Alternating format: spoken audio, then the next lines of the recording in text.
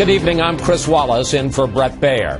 Former CIA Chief David Petraeus testified before congressional committees today in closed-door sessions.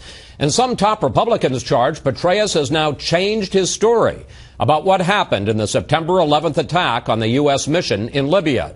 His testimony now raises even more questions about the Obama administration's account in the days after the assault. Chief Intelligence Correspondent Catherine Herridge reports from Capitol Hill. Good evening, Catherine. Well, thank you, Chris. The former CIA director is used to coming in the front door today, shunned reporters apparently using a loading dock to enter the Capitol Hill complex, where he briefed the House and Senate Intelligence Committees. The former CIA director was pushed to explain why today he said he believed it was terrorism from the start, when on September 14th, according to a senior Republican in the House, the director's emphasis was on the anti-Islam film. His testimony today was that from the start he had told us that this was a terrorist attack, or there were terrorists involved from the start.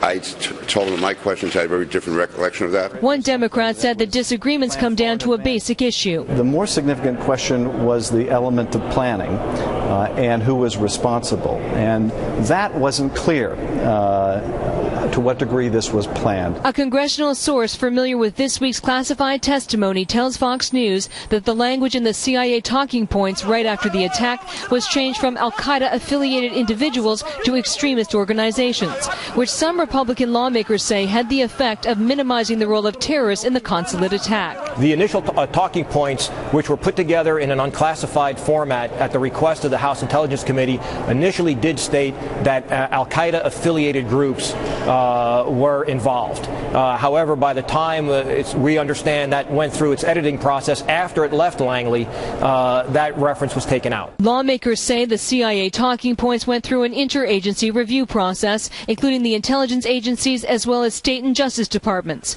The talking points were edited, but no one in the intelligence community, including Petraeus, could explain who was responsible for the final version. Senior Democrats insist Ambassador Rice, who appeared on 5 Sunday talk shows 5 days after the attack, was working from the approved unclassified memo and cannot be blamed for discrepancies because the intelligence was fluid.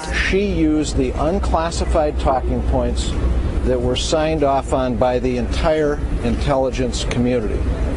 So criticisms of her are completely unwarranted. The leadership of the Senate Intelligence Committee disagreed over whether Ambassador Rice and the administration had politicized the CIA talking points. She went beyond that, and she even mentioned that under the leadership of Barack Obama, we had decimated al-Qaeda.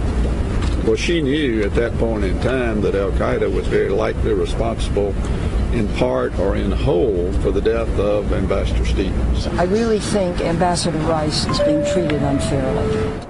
A congressional source tells Fox News that Ambassador Rice had access to both classified and unclassified information, and that she could have easily found out that by September 14th, the FBI, based on interviews, had determined that there was no protest at the consulate before the attack, Chris.